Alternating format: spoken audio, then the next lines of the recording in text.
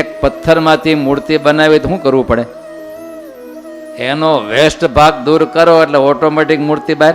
તો આપણા જીવનના પ્રવાહમાં આપણી થતી ભૂલને સુધારતા સુધારતા એક દિવસ આપણું વ્યક્તિત્વ કેવું થઈ જાય? ભૂલ વગરનું થઈ જાય.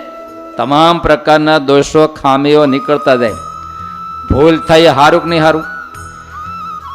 જો એને અંતરદ્રષ્ટિ કરતા આવડતું હોય તો ભૂલને આધારે પોતાની ખામી એ હાથમાં આવે. પણ 90% લોકો ભૂલ થાય ને તે બીજા ઉપર આને લઈને થયું.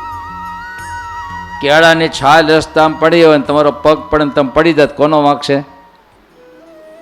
બોલો તો. ઓલા કેળા ખાન છાલ નાખી એનો વાંક છે. કોનો વાંક છે? 2 આંખો આપી છે, નથી આપી? આપણી આગળનો ન પડ્યો ને આપણે જ કેમ પડ્યા? કેળાની છાલ તો 2 કલાકથી પડી હતી, આપણે આગળ ઘણા ગયા, એ કંઈ ન પણ આપણે જ કેમ પડ્યા? તો કે એ છાલ નાખનાર મારા માટે નાખી હતી, મને પાડવા માટે નાખી હતી. બરાબર છે? નથી કહેતા થાંભ લો ભટકાણો. બોલો આ એક ભૂલ કોના ઉપર નાખી? આપણે ભટકાણા લોહી નીકળી તો નાખ્યું કોના ઉપર? થાંભલા ઉડતા છે ને.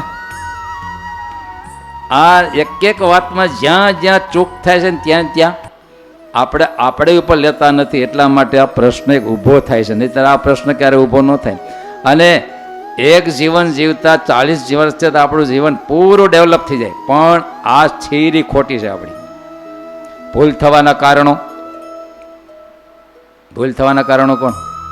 ઓયલો થઈ. એક તો આપણી ગાફલાઈ જઈ ગાફલાઈ ભૂલ થવાની સંભાવના ઊભી કરે છે. બીજો આપણો પ્રમાદ. કરવાનું હોય ત્યાં ધ્યાન ન આપે, બીજે વૃત્તિ રહેતી હોય ન કરે એટલે શું થાય? પછી ખામી રહે અને ભૂલ થાય ને બેદરકારી. ડ્રાઈવરને છે જોલું આવે, કોની વાત છે? કે વાતાવરણ ઠંડુ બહુ થઈ ગયું એટલે. બરાબર છે ને?